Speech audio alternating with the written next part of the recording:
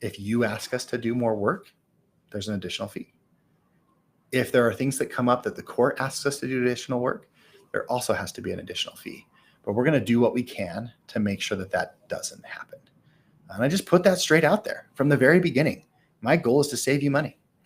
Here's what's cool, right? Then the client blows you up. My son of a BX was 15 minutes late, nail his ass to the stand, right? I had someone specifically say that, nail his butt to the stand, right?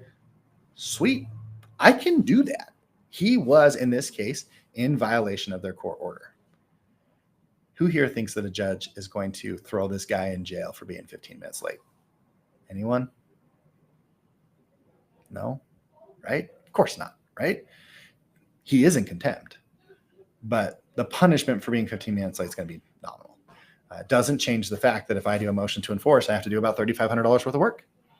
And I'm going to charge that, right? Just because the value to the client is very little in this situation doesn't change the fact that how much my services charge or cost.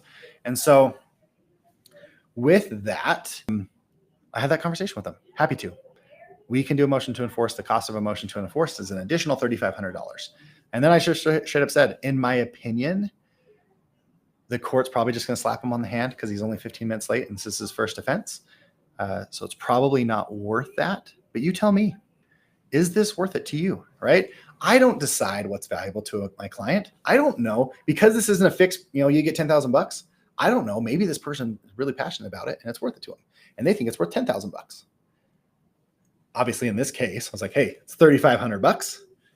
What's it worth it to you? I think it's worth here. And they're like, yeah, definitely ain't worth $3,500 for 15 minutes. Thanks for calming me down. I can't tell you how many times we get thank yous. Thank you for not charging me money. You bet. Right? That's the cool part about focusing on value is you get to have that conversation with the clients before you do the work. What would the average of an attorney have done there?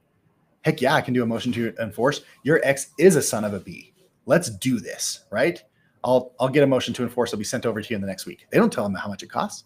And then they do the work and they send it to the client. And the client's like, yeah, I love everything you put in there. Like, thanks for saying he's such a horrible person. He's like, yeah, no problem. I'm happy to say these things for you. And then they file it in the court.